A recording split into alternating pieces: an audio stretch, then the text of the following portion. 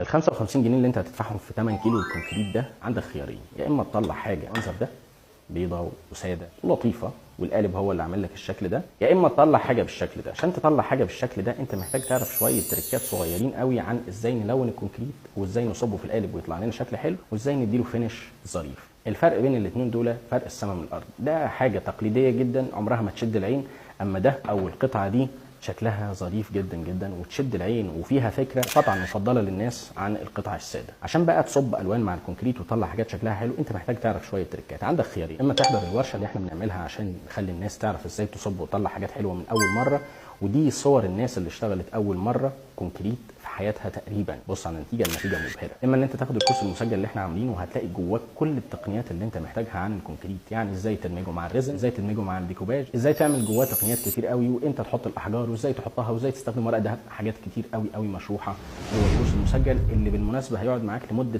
سنه كامله تتفرج عليه اي عدد مرات انت عايزه.